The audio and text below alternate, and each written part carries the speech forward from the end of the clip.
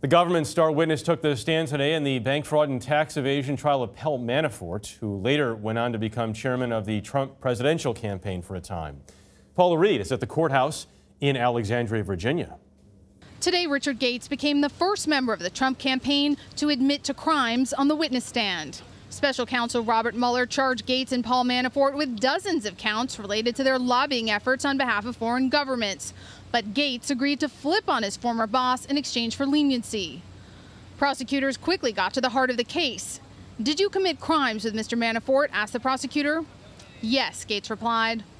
Gates said he conspired with Manafort to falsify tax returns, knowingly failed to report foreign bank accounts, and failed to register Manafort as a foreign agent. Gates also admitted he embezzled from his boss, something Manafort's attorneys have alleged for months. "I added money to expense reports and created expense reports that were not accurate," he said, to pad his salary by several $100,000. There was no mention of President Trump or his campaign, but the trial is the first big public test for the special counsel, and the White House says the president feels his former campaign chair is being treated unfairly. Certainly the president's been clear he thinks Paul Manafort's been treated unfairly. Paula, you were inside the courtroom.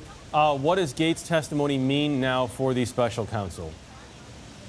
Let me tell you, Jeff, this certainly means something to Paul Manafort. He's usually pretty attentive during the entire trial, but he was staring down his former business partner the entire time. He did not look away. Meanwhile, Gates instead just sort of looked past him at a prosecutor. It didn't really appear that the two actually locked eyes. But many people see this trial as a referendum on the credibility of the special counsel. And the prosecution hinges on the testimony of Rick Gates. They are asking the jury to believe a man who just admitted to half a dozen crimes on the witness stand. And while this case has nothing to do with the president or his campaign, some of the alleged bank fraud did occur while Manafort was running the Trump campaign.